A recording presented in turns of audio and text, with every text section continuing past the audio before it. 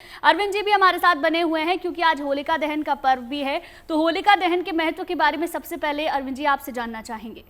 जी सबसे पहले देशवासियों को जीएनटी चैनल के माध्यम से होली की हार्दिक शुभकामनाएं। देखिए, होली का जो पर्व है यह भी अपने आप में बड़ा विशिष्ट, जो 4 महापर्व अपने होते हैं उसमें ये चतुर्थ पर्व है। तो जिसके विषय में आप लोग सदैव जानते हैं, श्रावणी पर्व अर्थात रक्षाबंधन जी। और आपका दशहरा, दीपावली और होली, ये 4 पर्व विशेष ही मुख्य हमारे भारत देश के विशेष पर्व हैं। पर्व तो बहुत सारे हैं लेकिन ये 4 विशेष हैं। तो होली का दहन की थोड़ी सी आपको मैं जानकारी दे दूं कि ये होलिका दहन है क्या, क्या इसके पीछे की कहानी है। देखिए, 2 प्रबल राक्षस हुए थे, महाबलशाली, हिरण्यकश्यप और हिरण्याक्ष। इनकी एक बहन थी जिसका नाम था होलिका, और हिरण्यकश्यप के जो है पुत्र हुए प्रहलाद। बड़े नन्हे से छोटे पुत्र थे, वो भगवान विष्णु के परम जो है भक्त थे, और इतनी ज़्यादा उनमें भगवान विष्णु की भक्ति जो है रोम रोम में समाहित थी कि वो किसी भी हालात में रहें, किसी भी स्थिति में रहें, भगवान विष्णु के नाम का वो स्मरण सदैव करते रहते थे। इस बात से उनके पिता बहुत रुष्ट थे, बहुत नाराज़ थे। कई प्रकार की उनने उनको यातनाएं दी। कभी हाथी के नीचे उनको डाला, कभी पानी में डुबोया, कभी कुछ यातना दी, ऊपर से फेंका, लेकिन किसी भी तरह से उस बालक की कोई मृत्यु नहीं हुई, ना कोई उसको किसी प्रकार की हताहत हुई। तो उनको पता चला कि होलिका को वरदान है कि वह अग्नि में नहीं जलती है। वरदान कैसे प्राप्त हुआ होलिका को कि होलिका ने अग्निदेव की बहुत ज़्यादा तपस्या की, तो अग्निदेव ने प्रसन्न होकर के होलिका को एक वस्त्र दिया। वह वस्त्र जो होलिका को दिया, तो उस वस्त्र को जब होलिका पहन लेती थी, कहने का मतलब ये चुन्नी टाइप की थी, वह वस्त्र जब ओढ़ लेती थी तो फिर होलिका अग्नि से भयभीत या अग्नि से जलने का कोई मतलब था ही नहीं। अब उसको वरदान था कि अग्नि में वो जल ही नहीं सकती है। तो होलिका को जो है उनके भाई ने कहा कि बहन तुमको यह कार्य करना है, इस लड़के को लेके बैठना है, तो ये अग्नि में तो जल ही जाएगा। तो होलिका वैसे तैयार तो नहीं थी, लेकिन हठपूर्वक जब कहा भाई ने तो वो लेकर के उसको बैठी। जब बैठी तो क्या नाम से अग्नि को जो है लगाया गया और अग्नि को प्रज्वलित किया गया। तो उसमें हुआ क्या कि बड़ी तीव्र गति से जो है आंधी और हवा की जो है झोंका टाइप का आया, और उस झोंके में जो चुन्नी थी वो प्रहलाद को जो है प्रहलाद के शरीर में आ गई, और उसके शरीर से चुन्नी वो निकल गई। तो होलिका ने जानबूझ करके भी जो है ऐसा किया, चूँकि वह जान रहे थे कि शायद मैं ऐसा नहीं कर पाई, बाद में मैं बची तो मुझे भी प्रताड़ना ही देंगे। इससे अच्छा है कि ये भगवान का परम भक्त बालक है, शायद मैं इसकी रक्षा कर सकी तो मैं धन्य हो जाऊंगी। तो होलिका ने जानबूझ करके उस जो है चादर को उस बालक के शरीर से नहीं हटाया। इसी कारण होलिका को होलिका माँ कहते हैं, होलिका का पूजन करते हैं, और यही एक वजह है जिसकी वजह से वह नन्हा मुन्ना बालक बच गया और होलिका जो है जल गई। तो इसी को कहते हैं बुराई में अच्छाई की जीत। जी, शुभ मुहूर्त के बारे में आपसे समझना चाहूंगी, साथ ही साथ होलिका दहन चूंकि आज के दिन किया जाता है, होलिका दहन के बाद जो राख बचती है उसका क्या कुछ करना चाहिए वो समझाइए जरा। देखिए, जब होलिका मतलब जब होली जल जाती है तो जलने के बाद जो राख बचती है वो भस्म स्वरूप बचती है, ठीक है। तो उसको आप ला करके अपने घर में छिड़काव कर सकते हैं, उसका आप तिलक कर सकते हैं, और अपने पूजा स्थल में रख करके बाद में भी आप उसका तिलक रख सकते हैं। नज़र दोष आदि जब कुछ ऐसे मान लीजिए बालक के काला टीका लगा दिया जाता है, तो उस आदि चीज़ों में भी बालक के ऊपर आप उपयोग कर सकते हैं। देखिए, जब होलिका दहन करने जाते हैं तो बहुत सारे आप अपने जो है जिन चीज़ों से आप व्यथित हो रहे हैं, परेशान हैं, जीवन में आपको कष्ट मिल रहा है, उन चीज़ों से छुटकारा पा सकते हैं छोटे छोटे ये टुटके करके। जैसे कि आप जब होलिका दहन में जाएं तो आप जो है 3 प्रकार की सरसों, काली मिर्च, लौंग का जोड़ा और थोड़ा आटा का चौकर, ये आप ले करके और शरीर से उतारा करके होलिका दहन में आप डालें। उपटन भी आप डाल सकते हैं, उससे भी जो है आपके शरीर में जो कोई विशेष रोग व्याधि बाधा का शरीर में संचालन है और आपका किसी भी दवाई और किसी भी उससे उपचार से ठीक नहीं हो रहा है, तो इससे भी आपको लाभ मिलेगा। लेकिन ये ध्यान रखें कि कोई वो ऐसी जगह नहीं कि कूड़ेदान है आप ऐसे डाल दें। पहले आप विधिवत माँ होलिका का पूजन करें, पूजन के बाद इन चीज़ों को यदि आप अपने शरीर से उतारा करके डालते हैं तो उसका परिणाम शुभत्व होगा। ध्यान रखिएगा कि आप होलिका दहन में जब जाते हैं तो आपका भाव बड़ा ही पवित्र और बड़ा ही भावुक होना चाहिए भगवान के प्रति, कि जैसे भगवान ने प्रहलाद की रक्षा की वही आपका भाव होना चाहिए कि हे परमपिता परमात्मा, आप इसी प्रकार मेरे जो है हर एक प्रकार के जो कष्ट हैं, जो मैं जीवन में अपने रोग व्याधि बाधा से व्यथित हूँ, किसी प्रकार का भी नज़रदोष और मान लीजिए कोई भी आपका व्यापार नहीं चल रहा है या किसी भी प्रकार से आप अपने दाम्पत्य जीवन में या आदि चीज़ों में जैसे भी आप जो है व्यथित हैं, उस चीज़ को वैसे आप काम ना करें। निश्चित रूप से परमपिता परमात्मा आपकी रक्षा ऐसे ही करेंगे जैसे भीषण अग्नि के अंगारे से प्रहलाद की रक्षा की। तो इस चीज़ का आपने जो है करना है। अब आपने पूछा है कि भद्रा का, तो देखिए जैसे आप पंडित जी मुहूर्त भी पूछा। हाँ, मुहूर्त जैसे आपने पूछा है, तो क्या मुहूर्त है आज के होलिका दहन का। देखिए जैसे हमारी पूर्णिमा शुरू हो रही है वैसे ही भद्रा की शुरुआत है।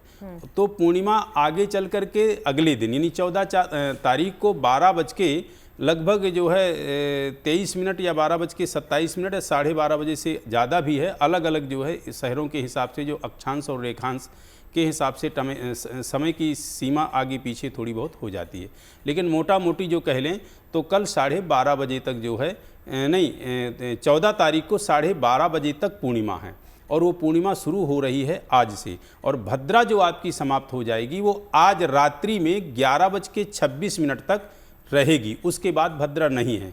तो अब आप होलिका दहन कब करें? होलिका दहन आपको जो करना है 11:30 बजे से लेके और 12:30 बजे के टाइम के बीच में करना है। ये टाइम आप मोटा मोटी अपने दिमाग में रखें। एक तो ये, दूसरी चीज़ विशेष आपको मैं जो है महत्वपूर्ण बता दूं कि जो भी कुछ आपको उतारा हम जो है ब्राह्मण लोग बता रहे हैं या आपके घर में बुजुर्ग बता रहे हैं, आप उतारा करके वो होलिका दहन में डाल रहे हैं या होलिका का पूजन कर रहे हैं, तो किस होलिका के पूजन करने में आपको फ़ायदा मिलेगा और किस होलिका दहन के पूजन करने में नहीं फ़ायदा मिलेगा।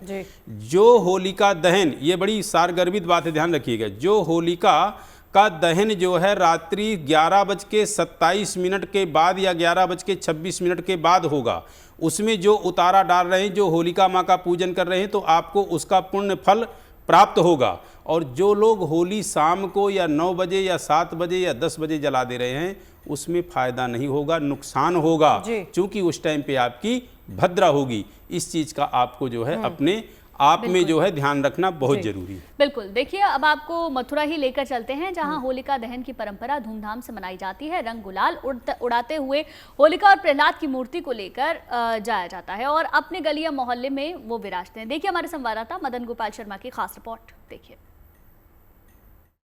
तो होलिका को यहाँ से सजा धजाकर नाचते गाते हुए लेकर जाते हैं और ये अपने चौक चौराहे मोहल्ले पर ले जाके इसे सजाएंगे। और मथुरा की अगर बात की जाए तो करीब 800 होली मथुरा जो शहर है उसमें सजाई जाएंगी। हर चौक चौराहे पर होलिका जी इसी तरह आपको सजी हुई संवरी हुई नजर आएगी। तो ये जो ले जाने वाले लोग हैं, ये होलिका जी को जो बाजार है यहाँ से उड़ाते हुए, रंग गुलाल उड़ाते हुए ले जाते हैं। इनसे बात करते हैं। क्या नाम है तुम्हारा? नवीन कुमार। कहाँ ले जा रहे हैं होली? अंतापाड़े में। अच्छा, कब से सजा रहे हैं होली? काफी टाइम से। बचपन संभाला जब से ले जा रहे हैं। तो इस तरह ये लोग यहाँ से होलिका और प्रहलाद जी की मूर्ति को लेके जाएंगे और फिर अपने जो गली होगी, मोहल्ला होगा, वहां पर ले जाके इनको विराजमान करेंगे और जब रात्रि का समय होगा तो फिर होलिका दहन होगा। बात की जाए तो मथुरा शहर में 800 होलियां सजाई जाती हैं और इन 800 होलियों में जो भी आसपास के लोग हैं वो इसी तरह इसको लेके जाते हैं। यहाँ से गुलाल उड़ाते हुए, रंग उड़ाते हुए, ढोल बजते हुए ले जाते हैं। तो ये इनका अपने आप में अद्भुत और अनोखा जो ब्रज में आपको देखने को मिलेगा, यह सब आपको ब्रज में ही देखने को मिलेगा। इसीलिए कहते हैं कि सब जगह होली और यहाँ ब्रज होगा, ऐसा ये देखने होगा। तो ये होली का जो उत्साह है और उमंग है, ये ब्रज भूमि में अपने आप में अद्भुत और अनोखा है। और चलिए चर्चा को आगे बढ़ाते हैं अरविंद जी के साथ ही। अरविंद जी, चूंकि आप मुहूर्त के बारे में बता रहे थे, मेरा सवाल आपसे ये है कि हम भद्रा का जिक्र तो कर रहे हैं, लेकिन भद्रा का शाब्दिक अर्थ क्या होता है, वो अगर आप समझा दें दर्शकों तो बहुत अच्छा होगा। देखिए भद्रा का वैसे शाब्दिक अर्थ तो संस्कृत में होता है भद्र, माने जो विशिष्ट। तो यहाँ भद्रा जो हमारे मुहूर्त के हिसाब से बनती है, तो भद्रा में सदैव जो है कोई भी हमारा शुभ काम नहीं किया जाता है।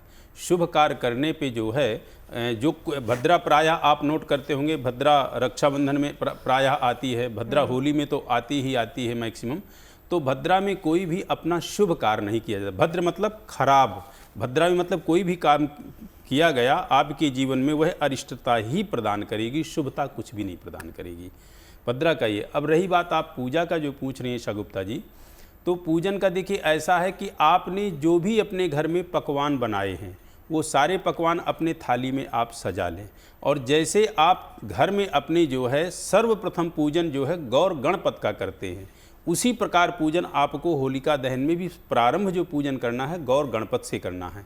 और उनके पूजन के बाद फिर अंतिम में जो आपको पूजन करना है, यानी लास्ट में जो पूजन करेंगे वो आप माँ होलिका का पूजन होता है, और वहीं पे भगवान विष्णु का भी पूजन जो है करते हैं, वहीं पे जो है प्रहलाद का भी पूजन करते हैं, नरसिंह भगवान का भी पूजन करते हैं, आदि आदि है।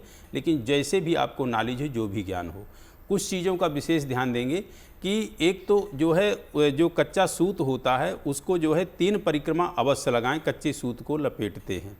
उसके अलावा जो है जब आप जो है वहाँ से आप पूजन वगैरह आदि करके जब लौटें, तो जो आपका पकवान होता है उसको ऐसा नहीं कि आप कुछ उसको अशुद्ध माने कि हम वहाँ पूजन करके आ गए हैं तो ये पकवान हमारा कुछ ऐसा है, उसको प्रसादवत मान करके आप जो है ग्रहण करें। उसके साथ साथ जो उतारा के लिए मैंने कहा था कि जब ये उतारा करके आप ऐसे डाल सकते हैं, तो जब आप यह पूजन कर लें और पूजन करके घर वापस आ जाएं, तब यह सामग्री आप उसमें अर्पित करें। ऐसा नहीं कि पहले वो सामग्री अर्पित यदि आप करेंगे तो आप अशुद्धि हालात में हैं, यानी वह जो उतारा है, उतारा को यदि आप लिए तो अशुद्धि हालात में, उसको आप बाद में कीजिए। अगर आप मुझसे जुड़ करके अपनी समस्याओं का समाधान चाहते हैं और चाहते हैं कि आपकी समस्याओं को ज्योतिष के माध्यम से सुलझाया जाए, तो आप हमसे संपर्क कर सकते हैं, जुड़ सकते हैं एस्ट्रो तक पर।